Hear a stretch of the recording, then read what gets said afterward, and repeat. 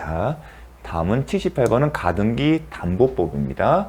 1번 가등기가 담보가등기인지 청구권 보존을 위한 가등기인지 여부는 어떻게判断한다? 실질적으로 판단한 거지 등기부상 표시만을 보고 결정한 것은 아니다. 이미 기출문 봤습니다. 종전에. 2번 채권자가 담보권 실행을 통지함에 있어 청산금이 없다고 인정되더라도 어떤다? 통지를 해야 한다. 통지를 해야 합니다. 3번 청산금은 담보권 실행의 통지 당시 담보 목적 부동산의 가액에서 이 가액에서 피담보 채권액을 뺀 금액이죠. 청산금은. 그런데 그 부동산에 선순위 담보권이 있으면 위 피담보 채권액에 자 가액에서 청산금은 가액에서 피담보 채권액을 빼야 돼요. 즉 피담보 채권액을 원금과 이자를 뺀 겁니다. 그게 청산금이에요. 그런데 그 부동산에 선순위 담보권이 있으면 위 피담보 채권액에 선순위 담보로 담보한 채권을 포함시킨다. 여기에 뭐가 들어간다? 즉 채권자의 원금, 그 다음에 이자 같은 게 있을 거 아니겠습니까? 이것뿐만 아니라 선순위 담보권에 피담보 채권액도 포함을 시킵니다. 왜 그럴까요? 당연한 겁니다. 자, 청산금은 누구한테 주는 거예요? 채무자, 소유자에게 주는 거예요. 그런데 청산금을 지급하게 되면 지금 청산 절차를 거쳐서 소유권 이전을 본등기를 하는 거죠. 그렇게 되면 이게 기속청산에서 채권자가 그 소유권을 취득해요. 그런데 가등기를 하기 전에 담보가등기를 하기 전에 뭐가 존재해 있는 거죠? 선순위가 있으면 이 선순위에 소멸된다 안 된다. 이 가등기에 따라 본등기가 됐다 하더라도 채권자 명의로 본등기가 되었어도 선순위에 살아있어요. 선순위가 따라간다는 얘기는 본등기, 채권자가 선순위에 채무를 이행할 책임이 있다는 겁니다. 만약에 여기서 이 피담보 채권액에서 요거를 공제하지 않으면 채무자가 이익을 보는 꼴이 되기 때문에. 반면에 후순위는요. 후순위 이렇게 본등기, 가등기를 한 이후에 본등기 전에 후순위 저당권 등이 설정되고 그 뒤에 본등기가 되면요. 선순위에 달리 이것은 본등기가 되면 말소가 돼요. 그럴 때면 여기에 포함을 시키지 않는 거예요. 이러한 결과 때문에 선순위 담보권자의 피담보 채권액을 포함시켜서 공제를 하는 거예요. 그렇게 함으로써 채무자가 부당한 이익을 얻지 못하게 만드는 건데, 왜냐하면 선순위는 채권자가 인수하기 때문에 그렇습니다. 자, 4번에 통지한 청산금액이 객관적으로 정확하게 계산된 액수와 맞지 않으면 채권자는 정확하게 계산된 금액을 다시 통지한다? 그렇지 않습니다. 액수와 맞지 않더라도 다시 통지할 필요가 없고 이 금원에 대해서는 다툴 수가 없습니다. 그렇기 때문에 자, 이 청산금 평가액은 전적으로 누구한테 맡겨준 거예요? 사실 고양이한테 생선을 맡긴 꼴이 있죠. 누가요? 채권자잖아요. 정확하지 않을 수도 있어요. 그렇기 때문에 후순위 권리자의 보호가 문제되는 거고, 왜냐면 다툼이 있을 수 있잖아요. 그렇기 때문에 청산기간이 종료되기 전까지는, 경과되기 전까지는 뭘 할 수 있다? 자신의 채권의 변제에 도래하기 전이더라도 경매를 청구할 수 있고, 그렇게 되면 기속청사 절차가 아닌 통상의 민사집행법에 따른 경매 절차에 따라 배당이 경매 절차가 진행이 될 겁니다. 그래서 보호방안이 나오는 겁니다. 자, 5번 채권자가 채무자에게 담보권 실행을 통지하고 난 후부터는 담보 목적물에 대한 과실 수취권은 채권자에 기속한다. 자, 가등기 담보권의 성격은 법정 담보 물권이에요. 담보 물권의 특징이 뭐냐면 교환가치 파악이에요. 그 얘기는 뭐다? 사용 수익을 점유를 하지 않기 때문에 사용 수익권은 여전히 가등기 담보권을 설정한 사람에게 있는 겁니다. 따라서 단순히 담보권 실행을 통지했다고 해서 이 사용 수익권이 넘어가는 것은 아닙니다. 그럼 언제 넘어갈까요? 청산 절차 뭐죠? 실행을 통지하고 청산 기간 2개월이 경과된 이후에 청산금이 남아있으면 그 청산금을 채무자에게 지급하고 나서 본등기 청구했을 거. 청산금이 없으면 청산 기간이 도관 수관에 본등기 청구했었죠. 바로 본등기를 청구할 시점, 청산 절차가 종료된 시점에 채권자에게 기속하게 부는 게 맞을 겁니다. 근데 이 법리는 어디서 나오냐면 587조, 좀 전에 배웠던 과실과 대금의 이자를 동시에 기속시킬 수 없다. 등가성을 실현하는 587조를 유추 적용한 겁니다. 그래서 청산 절차가 종료되는 시점에, 그 시점에 기속이 된다. 그거를 기억해 주십시오. 그 매매대금의 580조 유추 적용합니다. 자, 79번. 집합 건물의 소유 및 관리에 관한 법률의 설명을 틀린 것은 규약 및 관리단 집회의 결의는 구분 소유자의 특별한 승결에 대해서도 효력이 있습니다. 당연합니다. 구분 소유 건물의 공용 부분에 관한 물권 득실 변경 등기에 필요하지 않다. 계속 봐왔던 지문입니다. 관리는 구분 소유자가 아니더라도 무방합니다. 재건축 결의는 구분 소유자 및 의결권의 각 5분의 4 이상의 결의에 따릅니다. 그러니까 최근 10년 동안에는 재건축 결의의 요건이 잘 나오지는 않았지만 10년 이후에 2016년, 15년 그 이전에서는 자주 나왔던 지문입니다. 최근에 안 나왔을 뿐이지. 그래서 관련해서는 예외 규정이 있어요. 휴양 콘도미니엄 재건축 결의는 완화시켰습니다. 3분의 2 이상. 이것도 함께 기억을 해주십시오.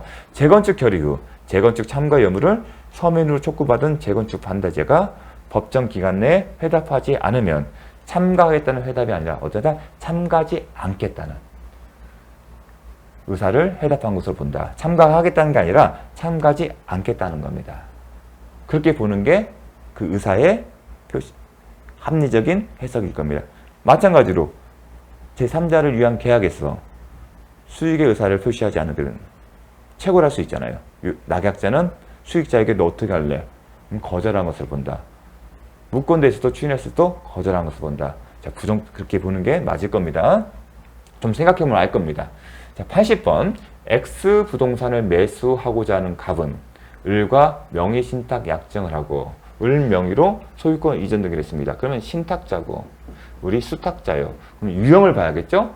그 후 갑은 병에게서 그 소유가 그러면 신탁자가 소유자가 아니기 때문에 양자간 명의 신탁은 아닙니다. 그러면 중간 생략간 또는 3자간이라고 하죠. 아니면 계약 명의 신탁일 거예요. 그럼 구별은 어떻게 한다? 계약 체결의 당사자가 누구인지를 보면 되겠죠.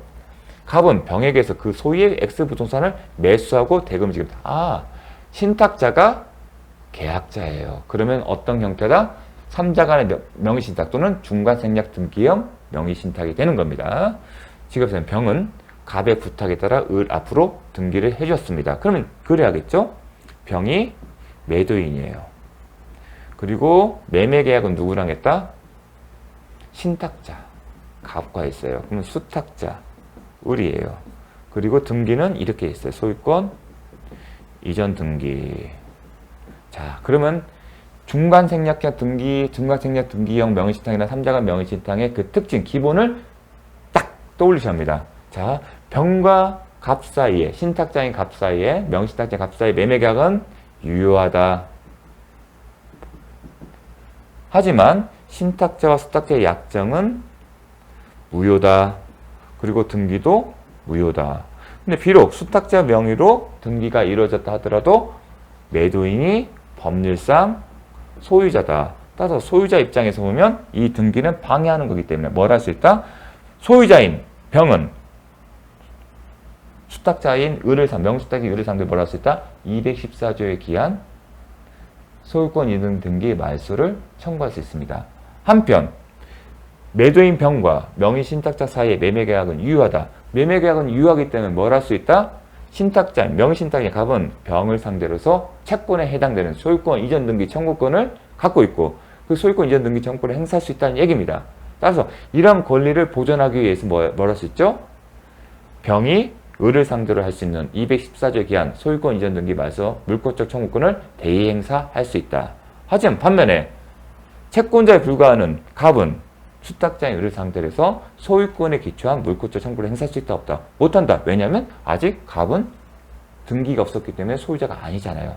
그럼 소유자가 아니기 때문에 소유권에 기초한 물권적 청구를 행사할 수 없다. 이게 바리스에 딱 나와야 합니다.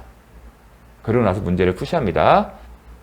자, 볼게요. 한번 보겠습니다. 매도인과, 자, 여기 매도인 병입니다. 명의신탁자 갑이 체결한 매매계약은 유효합니다. 명의신탁자 갑은 유효한 매매계약을 기초로 해서 법률상 소유자, 비록 수탁자인 명의수탁자인 을 명의로 등기가 이루어졌다 하더라도 부동산 신명법에 따르면 그 등기는 효력이 없기 때문에 명의수탁자는 소유자가 아닙니다. 따라서 반사적으로 여전히 등기는 을 명의로 되어 있지만 여전히 소유자는 매도인이기 때문에 법률상 소유자라는 표현을 쓰는 거죠. 법률상 소유자인 매도인에게 소유권 이전 등기를 청구할 수 있다. 당연한 거죠. 계약이 유효하기 때문에. 명의신탁자가 갑이 목적 부동을 따라서 이 소유권 이전 등기 청구권은 채권이에요. 채권이기 때문에 명의신탁자가 목적 부동산을 인도받아 점유하고 있다면 소멸시효는 진행되지 않고 중단된다. 여기까지. 법률상의 소유자인 매도인은 214조, 즉 소유권에 대한 물권적 청구권인데 방해배제죠. 소유권 이전 등기 말소 청구 또는 뭘 할 수 있죠? 진전 등기 명의 회복을 원인한 소유권 이전 등기 청구도 가능합니다. 또한 명의신탁자는 갑은 1항의 권리를 보장하면서 이와 같은 소유권 매도인에 대해서 어떤 채권을 갖고 있죠? 소유권 이전 등기 청구권을 보존하기 위하여 뭘 할 수 있다? 매도인, 법률상 소유자인 매도인에 대하여 수탁자에게 소유권 이전 등기 말소를 청구할 수 있다. 채권자, 대의권, 행사. 이미 봤습니다. 자, 청구할 수 있다. 그렇게 보겠습니다. 1번, 갑과 을 사이의 명의신탁 약정은 무효이다. 출제자는 맞는 걸로 했어요. 이게 무효다. 그런데 이의가 제기됐어요. 왜 이의가 제기됐을까요? 여기 명의신탁 약정을 했어요. 갑과 을. 지금 갑과 을이 명의신탁 약정의 당사자예요. 이게 신탁자고 을이에요. 수탁자예요. 그런데 부동산 신명법에 따르면 배우자, 종주, 종교자태는 법령을 제한을 회피할 목적, 조세포트나 강제집행에 따라 법령 제한의 회피 목적이 없으면 뭐다? 명의신탁 약정이 유효하다고 했습니다. 따라서 이와 같은 단순히 명의신탁 약정했다 했으면 이 약정이 유효할 수도 있습니다. 갑과 을이 사이에 배우자나 종중이나 아니면 종교단체에 해당되면요. 그래서 모두 정답 처리한 겁니다. 그렇기 때문에 이 30회 이후에 31회 이후의 문제에서는 법령 제한을 회피할 목적으로 그런 단서가 명확하게 들어간 거예요. 자, 두 번째, 갑은 을을 상대로 신탁자는 수탁자를 상대로 부당이득 반환 원인으로 소유권 이전 등기를 구할 수 있다? 못한다. 왜 못하죠? 신탁자는 소유권을 취득한 사실이 없잖아요. 그렇기 때문에 소유권 상실이란 손해도 발생할 수 없습니다. 갑이 을을 상대로 부당이득 반환 원인으로 소유권 이전 등기를 구할 수 없다. 왜냐하면 갑은 소유권자가 아니고 또한 을은 등기 효력이 없기 때문에 소유권이라는 이득을 취득한 적도 없습니다. 왜냐하면 여전히 소유권은 누구한테 있다? 법률상 소유자인 매도인에게 있기 때문에 고래 이익 개념입니다. 갑은 병을 상대로 누구는? 신탁자는 매도인을 상대로 소유권 이전 등기 청구를 할 수 있다. 매매계약이 유효하기 때문에 4번 갑은 법률상 소유자인 매도인이 되나요? 을 명의 등기 말소를 구할 수 있다. 왜냐하면 갑은 병에 대해서 매매계약에 기초한 소유권 이전 등기 청구권이 있고 그 채권을 보존하기 위해서 매도인 병이 수탁자인 을을 상대로 행사할 수 있는 물권적 청구권, 즉 소유권 이전 등기 말소 청구권을 대항할 수 있습니다. 갑과 을 간의 명의신탁 약정 사실을 알고 있는 청이 을로부터 부동산을 매수하고 이전 등기는 악이죠. 특별한 사정이 없는 소유권을 취득한다. 자, 제3자한테 넘어갔을 때 3자의 선악의는 묻지 않고 소유권을 취득한다. 그 악의는 뭐죠? 명의신탁 약정 사실을 알고 있는 겁니다. 단순히 알고 있는 것은 제3자가 소유권 취득하는 영향을 미치잖아요. 그럼 특별한 사정은 어떤 경우다? 단순히 아는 게 그치지 않고 적극적으로 배임행에 해당하는 경우입니다. 그러한 경우에는 정과 을 사이 매매계약이 효력이 없기 때문에 그렇습니다. 사회질서에 반해서. 자, 여기까지 봤습니다. 자, 잠시 쉬었다가 29회 보도록 하겠습니다.